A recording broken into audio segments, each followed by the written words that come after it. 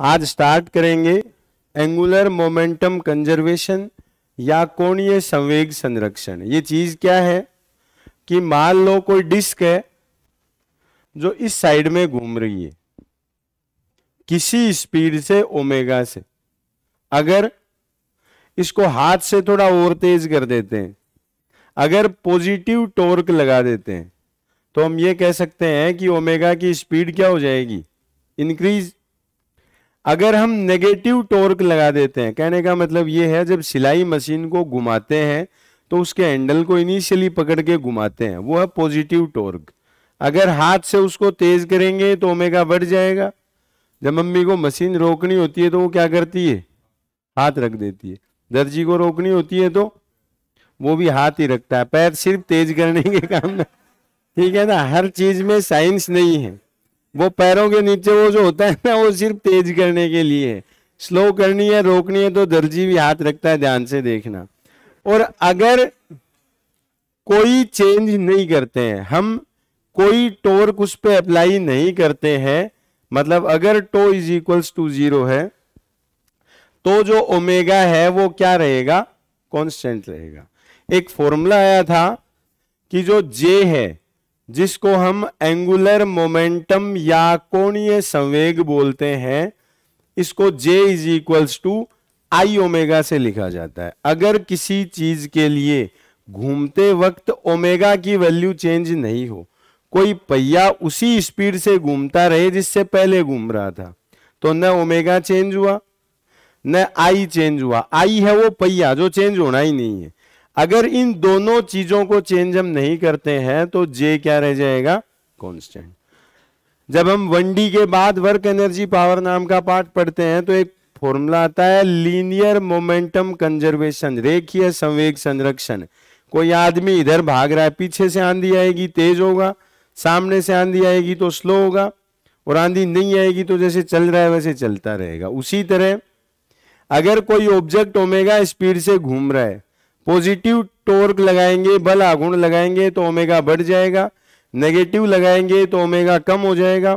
और अगर कुछ नहीं लगाएंगे, टॉर्क या बल आघूर्ण हम नहीं लगाएंगे, तो वो जिस स्पीड से घूम रहा है उसी स्पीड से घूमता रहेगा, या उसका ओमेगा चेंज नहीं होगा, या J इज इक्वल्स टू जो आई ओमेगा है ये क्या रह जाएगा, कांस्टेंट रह जाएगा।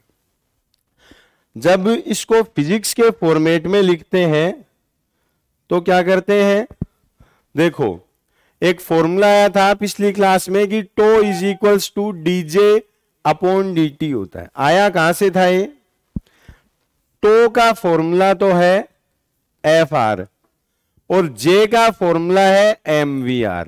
अगर हम J का डिफरेंशिएशन कर दें, देखो J बराबर है MVR, इसका डिफरेंशिएशन या अवकलन कर दें तो दोनों तरफ d/dt आएगा। m बदलता नहीं है, कोई चीज 10 किलो की है तो वो घूमते वक्त भी 10 किलो की रहेगी। r बदलता नहीं है, जिस पाथ में घूम रही है उसी में घूमेगी। बदलता है तो सिर्फ उसका v, कभी तेज हो सकता है कभी स्लो हो सकता है। तो यहां हमने लिखा था dv/dt। dv अपॉन dt को a से लिखते हैं और न्यूटन अंकल m इंटू ए को f से लिखते हैं, f इंटू आर को टो से लिखते हैं, तो to is equals to dj/dt लिखते हैं। ठीक बात है। जो हमने लो शुरू किया है कि एंगुलर मोमेंटम कंजर्वेशन क्या है, देखो टो बराबर है dj अपॉन dt। यहां से हम एक चीज कह सकते हैं कि अगर j कांस्टेंट है तो टॉर्क की वैल्यू क्या आएगी, 0 आएगी। नियतांक का अवकलन 0 होता है, सुना है ऐसा। कांस्टेंट का डिफरेंशिएशन 0 होता है। लो ये है कि अगर किसी ऑब्जेक्ट पे टो काम नहीं करता है, टॉर्क नहीं लगता है, तो उसके लिए J की जो वैल्यू है वो कांस्टेंट रहेगी, बदलेगी नहीं। J जिसको हम कह रहे हैं आई ओमेगा। रूल ये है, if there is no external torque then J will be constant. यदि किसी वस्तु पर कोई बाह्य बल आघूर्ण नहीं है तो जे नियत होता है, या हम ये कह सकते हैं कि आई ओमेगा बदलता नहीं है। जो I1 ओमेगा 1 है वो बराबर मिलता है किसके, I2 ओमेगा 2। रोटेशनल का कोई भी सवाल हो, अगर नहीं आ रहा है तो आप उस पर बिना सोचे समझे ये लगा सकते हो। जो सीधा दिख रहा है उसका फॉर्मूला समझ में आएगा, और जो नहीं दिख रहा है वो इससे होना है। लीनियर मोशन के सवाल पे लीनियर मोमेंटम कंजर्वेशन या रेखिक संवेग संरक्षण लगता है, जबकि इस पे लगता है एंगुलर मोमेंटम कंजर्वेशन। इस पे कितनी तरह के सवाल आ सकते हैं, लगभग 10 तरह के सवाल है, एक एक करके हम सबको पढ़ते हैं। पहला सवाल है, the law of conservation of angular momentum is applicable only when. किसी ऑब्जेक्ट के ऊपर कोणीय संवेग संरक्षण का नियम सिर्फ तभी लागू होता है जब क्या हो। फर्स्ट ऑप्शन है फोर्स इज जीरो, बल शून्य हो। क्या ऐसा था? सेकेंड ऑप्शन है torque is zero, torque zero होना था। इसका उत्तर क्या कर देंगे, टॉर्क जीरो। एक चीज याद रखनी है, टो जीरो, इसका मतलब क्या है कि एक सेकेंड, ओमेगा कांस्टेंट रहेगा, और अगर किसी सवाल में आ जाएगी टो कांस्टेंट है, अब ओमेगा क्या होगा, बढ़ेगा या कम होगा? अगर सवाल है टो जीरो है तो ओमेगा कांस्टेंट है, अगर टो कांस्टेंट है तो ओमेगा क्या है? अब अगर टॉर्क पॉजिटिव है तब तो ओमेगा बढ़ जाता है, और अगर टॉर्क नेगेटिव है तो ओमेगा कम हो जाता है। मन में सवाल आ सकता है क्यों, ये कहां से आया? एक टो का फॉर्मूला आता है, tau is equals to I alpha. याद हो तो हमने किसी रोड के लिए, पहिए के लिए किए थे कि कोई चीज अगर यहां से रोल होके नीचे गिर रही है तो इसका एल्फा क्या आएगा। टो लगने का मतलब है उस पे एल्फा लगा हुआ है, या एसिलरेशन लगा हुआ है, या त्वरण लगा हुआ है, या उसके रेस लगी हुई है। रेस पॉजिटिव हो तो ओमेगा बढ़ जाता है, और रेस नेगेटिव हो तो ओमेगा कम हो जाता है। सवाल आए, कोणीय संवेग संरक्षण कब लागू होता है? एंगुलर मोमेंटम कंजर्वेशन कब अप्लाई होता है छोटे लाल? जब टॉर्क जीरो हो। ध्यान से देख ऊपर। दूसरा सवाल है, जब किसी घूमती हुई वस्तु पर बल आघूर्ण शून्य होता है। देखो दोनों एक जैसी चीजें हैं, टो जीरो है तो जे कांस्टेंट है। अब पूछता क्या है, जे कांस्टेंट है तो टो जीरो है, टो जीरो है तो जे कांस्टेंट है।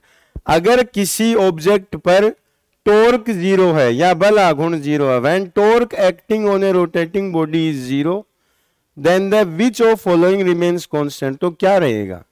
फोर्स की बात नहीं होती है, लीनियर मोमेंटम की बात नहीं होती है, किसको दे देंगे उत्तर? Angular momentum. ये सबसे बेसिक दो सवाल थे जो इस पे आ सकते हैं।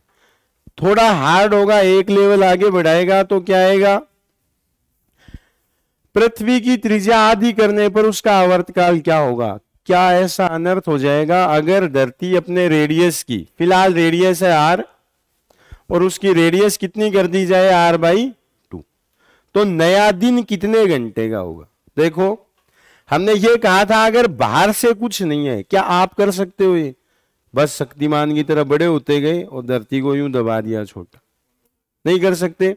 ये इंटरनल रिएक्शन है, अपने आप होता है, बाहर से कुछ नहीं होगा। मतलब I1 ओमेगा 1 बराबर रहेगा किसके? I2 omega. आई धरती कैसी है? सुना है धरती गोल है। अब कई जने ये भी कहते हैं धरती चपटी है, कोने निकले हुए। फिलहाल धरती माता को हमने गोल ले लिया है, और गोले का स्पेयर, सॉरी गोले का आई होता है 2/5 mr²। सुना है? Moment of inertia of a solid sphere, ठोस गोले का जड़त्व आघूर्ण, I is equals to 2/5। Omega कितना होता है? 2π/t। ये भी दे रखा है, ये भी दे रखा है। फिलहाल दिन कितने घंटे का होता है? 24 का, बराबर 2/5 m। अब रेडियस r की बजाय कितनी कर दी गई है? r/2, तो r की जगह पे लिख देंगे r/2। ओमेगा 2 की जगह 2π/T2।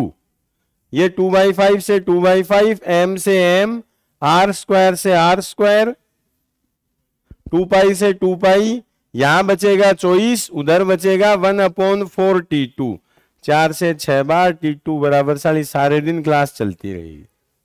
अगर दिन 24 घंटे की जगह 6 घंटे का होगा, पहली चीज कई जने कुंभकर्ण हो सकते हैं, 2-3 दिन सोए रहेंगे। कईयों की कैपेसिटी 17-18 घंटे की होती है। तो अगर धरती की रेडियस आधी हो जाए तो उत्तर क्या क्या हो सकता है? ऑप्शन ए कई कुंभकर्ण होंगे, ऑप्शन बी दिन 6 घंटे का होगा, ऑप्शन सी सारे दिन क्लास चलेगी, option D all of these. तो तीनों हो सकते हैं। फिलहाल जब ऐसा सवाल आए तो याद क्या रखना है?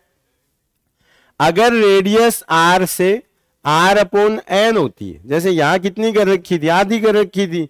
मान लो सवाल आ गया कि 1/3 हो गई, 1/3 हो गई, 1/4 हो गई, तो जो नया टाइम है ये T/n² से देते हैं। आधी हो तो 2 का स्क्वायर, 1/3 होती तो 3 का स्क्वायर, 1/4 होती तो 4 का स्क्वायर। सोचो धरती अगर 1/4 हो जाए तो उत्तर क्या आएगा? 24/4 का स्क्वायर 16, 1.5। जीत सर पूरे दिन क्लास लेंगे। ठीक है, सवाल ये है अगर धरती की रेडियस r से घटकर r/n हो जाती है तो क्या चेंज आएगा? अगर धरती की रेडियस r की जगह घट के r/n होती है तो नया दिन 24 की जगह 24/n² हो जाएगा। कर सकते हो तीसरा। चौथा सवाल आता है, एक घूर्णी चकती के एक किनारे पर एक चींटा बैठा है। बड़े ध्यान से अगले ने देखा है इसको कि ये चींटा है। An ant is sitting at edge of a rotating disc. एक रोटेटिंग डिस्क है जिसके एक कोने पे ये कोई चींटा बैठा है। लग नहीं रहा है?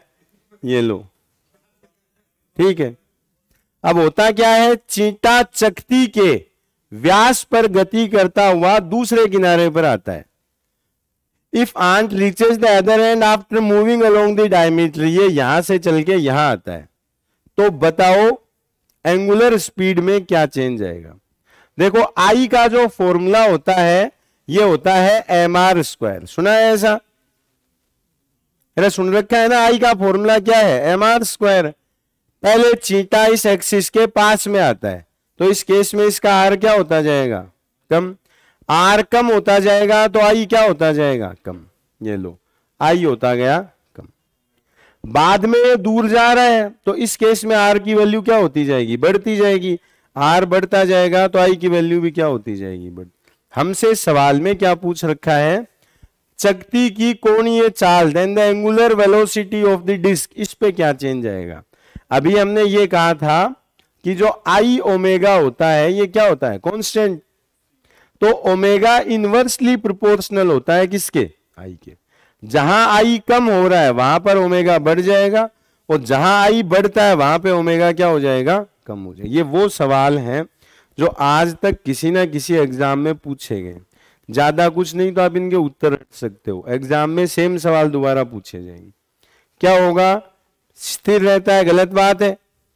दूसरा, पहले घटता है फिर बढ़ता है, नहीं ये भी गलत बात है। पहले बढ़ता है और फिर घटता है, ये सही चीज है। जब पास आएगा तो आई कम होता जाएगा, उस केस में ओमेगा क्या होता जाएगा? बढ़ता जाएगा। और जब उल्टा होगा वापिस दूर जाएगा तो आर की वैल्यू बढ़ेगी, साथ में आई की वैल्यू बढ़ेगी, तो ओमेगा क्या होता जाएगा? कम। समझ में आ गया? एक सवाल इस पे आया हुआ है, A thin circular ring of mass m and radius r is rotating about its axis with a constant speed omega. एक रिंग थी या एक वलय दे रखी है जिसका मास कितना है? m, और इसकी रेडियस कितनी दे रखी है? ये घूम रही है किस स्पीड से? ओमेगा स्पीड से। फिर क्या किया गया? Two object each of mass capital M are attached gently to the opposite ends of a diameter of the ring. ये दो छोटे m लिए गए, ये तो है स्मॉल m, और ये दो बड़े m मास लिए गए।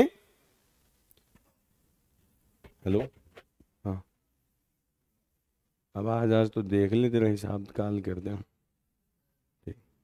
किया क्या गया? दो m मास लिए गए और वो दोनों इस पे यहां चिपका दिए गए।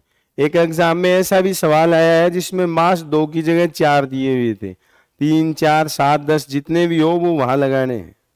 करना क्या है, शुरुआत में आई ओमेगा था इसका, I2 ओमेगा 2 था इसका, और फाइनल केस में I1 प्लस I2 साथ हो गया और स्पीड क्या हो गई, ओमेगा। आई है रिंग के लिए, याद हो तो वलय का या रिंग का आई हम mr स्क्वायर से देते हैं। किससे देते हैं, तो देखो छोटा m मास है, r स्क्वायर इंटू, ये मास तो दोनों थे m और दोनों रुके हुए थे, कहीं से उठा के लाए हैं इनको।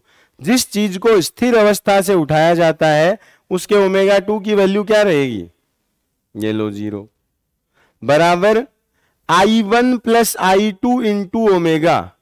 I1 तो इसका कितना रहेगा, mr स्क्वायर।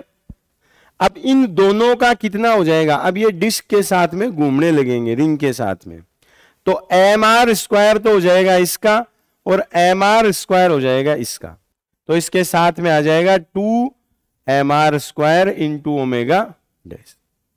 r स्क्वायर से r स्क्वायर कट जाएगा, ओमेगा डैश की value m omega upon m plus 2m आ जाएगी। अगर किसी सवाल में 2 की जगह 3 मास दिए गए होते तो इस 2m की जगह पे हम कितना ले लेते, 3m ले लेते, 4 देता तो 4m ले लेते। चेंज सिर्फ इतना आएगा, जब ओमेगा डैश निकालेंगे m omega upon m plus 2 चिपकाए तो 2m, 3 चिपकाए तो 3m, 4 चिपकाए तो 4, जितना जी में अगले क्या है उतना चिपकाओ इसके ऊपर।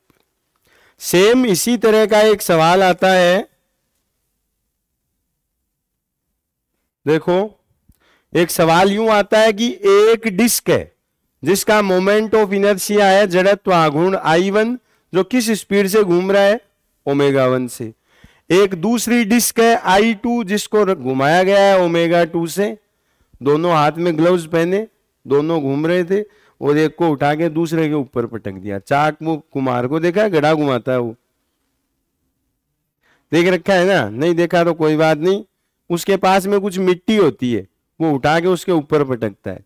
शुरुआत में एक डिस्क थी I1 की, घूम रही थी ओमेगा 1 से, कुछ मिट्टी या कोई भी चीज I2 जो ओमेगा 2 से घूम रहा था। मन में आ सकता है मिट्टी घूम कहाँ रही होती है, तो उसका ओमेगा 2 0 ले सकते हैं और इसको उठा के इसके ऊपर पटक देते हैं। जैसे ही पटकेंगे ये दोनों साथ में घूमने लगते हैं, इनका I हो जाता है I1 प्लस I2 और ये घूमने लगते हैं किससे, ऐसे सवाल में अगर ये पूछ लिया जाए तो जो हमने लास्ट सवाल में किया है, क्या किया, I1 omega 1 plus I2 omega 2 और फिर इन दोनों को जोड़ के किसके बराबर कर देंगे, I1 plus I2 into omega. अगर सवाल में ये 0 दिया हुआ है इसको 0 लिख देंगे, कोई वैल्यू दे रखी है तो वैल्यू रख देंगे। इसका फॉर्मूला चाहिए तो I1 omega 1 plus I2 omega 2 upon I1 plus I2 is equals to. Rotational के पार्ट से जब सवाल आता है तो या तो आएगा जड़त्व आघूर्ण का, मोमेंट ऑफ इनर्शिया का, या तो आएगा इस पर, या आएगा रोलिंग मोशन या दृढ़ पिंड गतिकी के ऊपर। समझ में आ गया। कैपेसिटी एक दिन के 10 सवाल दूंगा, अब इतनी तो होगी या 10 की भी नहीं, अभी दूंगा, रुक लेके आया हूं मैं, दूंगा अभी। अगला सवाल है, ए तथा बी दो पहिए एक दूरी पर हैं। दो पहिए थे, ये देखो ये और ये दोनों एक एक्सिस पे घूम रहे हैं। ए का जड़त्व आघूर्ण 6 kg इंटू मीटर स्क्वायर है। Two wheels A and B are placed कोएक्सियली।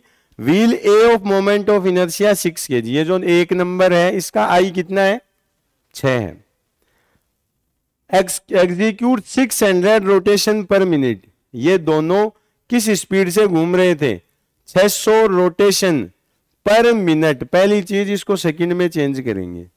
ये लो 60 से डिवाइड किया, 1 0 से 1 0 कट गई। ये किस स्पीड से घूम रहे थे, ओमेगा नहीं है, एफ है, रोटेशन पर मिनट। आगे क्या बोलता है, एक क्लच द्वारा दोनों को जोड़ने पर, ये क्या कर दिया, ए तथा बी दो पहिए एक दूरी पर हैं, संयुक्त रूप से 400 घूर्णन प्रति मिनट करते हैं, तो बी का जड़त्व आघूर्ण का मान क्या है। अलग अलग थे ये पहले। देखो सवाल क्या है, I1 है 6 का, I2 का पता नहीं है। ये दोनों शुरुआत में किस स्पीड से घूम रहे हैं, 10 रोटेशन पर मिनट, 10 रोटेशन पर मिनट। और जब दोनों को एक साथ कर देते हैं तो ये घूमने लगे 400 रोटेशन पर मिनट, या 0 से 0 काट दें तो 40/6 रोटेशन पर सेकेंड से। अभी जो फॉर्मूला हमने पीछे किया था कि I1 ω1 से घूम रहा है, I2 ω2 से घूम रहा है, एक दे रखा था, फिर पूछ रखा था फाइनल स्पीड क्या होगी। ये बोलता है दोनों की फाइनल स्पीड क्या है। वैसे इस सवाल में ना कुछ फॉल्ट है, साले पहले भी एक जगह थे, बाद में भी एक जगह है। ए तथा बी दोनों पहिए एक ही दूरी पर हैं। ए का जड़त्व आघूर्ण ये है तथा ये है, तथा बी स्थिर है। सॉरी गलत ले गए हम। देखो सवाल में लिखा है ए 6 है, इस स्पीड से घूम रहा है। सारे को सीधा कर दो, उत्तर आ जाएगा इसी से, 600 से ही। दूसरा I2 है जिसका पता नहीं कितना है लेकिन स्थिर है, तो ये 0 है। जब दोनों को 7 कर दिया यानी 6 + I2 कर दिया तो ये घूमने लग गया 400 की स्पीड से। तो 6 × 600 + I2 × 0 बराबर 6 + I2 × 400। ये तो 0 में चला गया, ये हो गया 3600, 400 इधर आ गया, 6 + I2, 2 0 से 2 0, 4 9 36, I2 बराबर 3। सवाल ये है, एक I1 है 6 से घूम रहा है, ये 2 wheels A and B placed coaxially, wheel A moment of inertia 6, rotate 600। जो 6 वाला है ये किससे घूम रहा है, 600 से। दूसरा जिसका I2 पता नहीं है ये स्थिर है तो इसका 0। जब दोनों को एक साथ कर दिया जाता है तो ये किस स्पीड से घूमने लगते हैं, 400 से। अभी फॉर्मूला आया था I1 ω1, I2 ω2, I1 + I2 × ω। I1 दे रखा है, ω1 दे रखा है, I2 पूछ रखा है, ω2 दे रखा है, दोनों को जोड़ दिया फिर ω दे रखा है, चारों वैल्यू रख दो, उत्तर आ जाएगा। आ गया समझ में? क्या 1 सेकेंड, 600 F है, इसको F इसलिए मैंने अलग से नहीं किया क्योंकि यहां आएगा 2πf, यहां भी आएगा 2πf, तो 2π से 2π क्या हो जाएगा। पहले मैं भी F निकाल रहा था लेकिन जब दोनों तरफ ही 2π आना है तो कट के वैसे भी हटना है, इसलिए हमने इसको दोनों तरफ से वैसे ही हटा दिया। अगला सवाल आता है, बस 1-2 सवाल और बचे हैं। If the ice on pole melts then the length of day. अगर धरती के ध्रुवों के ऊपर जो बर्फ है वो पिघल जाए तो क्या होगा। देखो ये धरती है, मान लो ये बर्फ जमी हुई है, यहां धरती घूमती है तो बर्फ पिघल के पानी बनेगा, और पानी कहां जाएगा, घूमने के साथ साथ दूर जाएगा। दूर जाएगा तो आर की वैल्यू क्या होगी, बढ़ जाएगी। आर बढ़ेगा तो आई क्या हो जाएगा, बढ़ जाएगा, तो ओमेगा क्या हो जाएगा, कम। ये सबसे ज्यादा पूछा गया सवाल, वो इसलिए क्योंकि इसमें कुछ करना नहीं पड़ता। सवाल क्या है, यदि पृथ्वी के ध्रुवों की बर्फ पिघल जाए तो क्या होगा, पानी दूर चला जाएगा, आर बढ़ जाएगा, आई बढ़ जाएगा, या ओमेगा क्या हो जाएगा, कम हो जाएगा। दूसरा इसी पे सवाल कैसे आता है कि कोई डिस्क है जिसके सेंटर पे बर्फ का टुकड़ा रखा है, आइस क्यूब, समझते हो, पीस की थैली आती है वो। अगर इसको सेंटर पे रख के डिस्क को घुमाया जाए तो टाइम के साथ डिस्क की स्पीड बढ़ती है या कम होती है।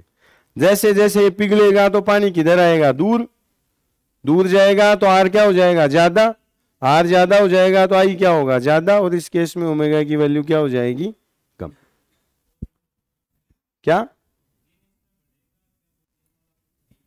The length of day, omega कम हो जाएगा, ओमेगा बराबर होता है 2π/T, ओमेगा कम हो जाएगा तो टी क्या हो जाएगा, बढ़ जाएगा। दिन और लंबे होंगे, रातें छोटी होगी, नींद कम ले पाएंगे, क्लासें ज्यादा लेनी पड़ेगी।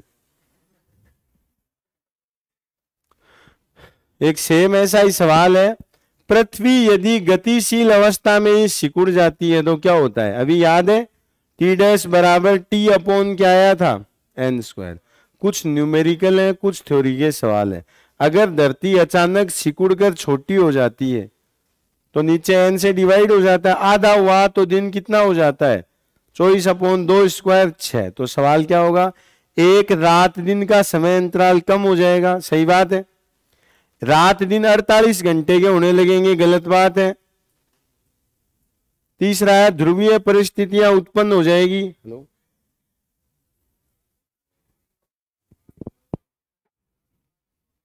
मत कर आज आज मत कर,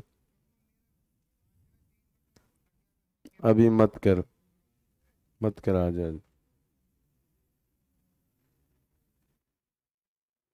डी है कुछ भी चेंज नहीं होगा, तो कौन सा उत्तर दे देना चाहिए इसके अंदर। अब हम इनको शॉर्ट में एक बार रिवाइज कर देंगे। एक सवाल और है, एक व्यक्ति घूमते स्टूल पर भुजाएं फैलाए हुए बैठा है, अचानक वो अपने हाथ नीचे कर देता है। ये पहले आर की वैल्यू क्या थी, ज्यादा थी, और जैसे ही हाथ नीचे आएगा तो आर की वैल्यू क्या हो जाएगी, कम। आर कम तो आई कम, आई कम तो ओमेगा ज्यादा।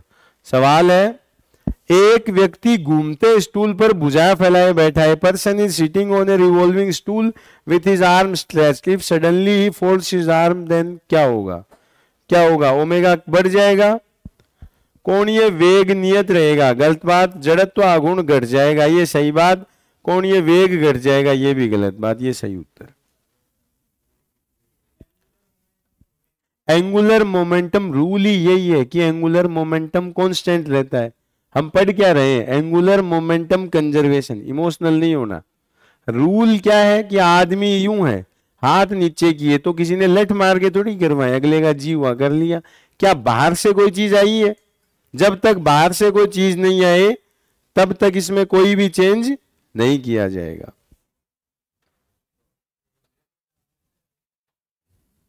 एक सवाल और बच गया है।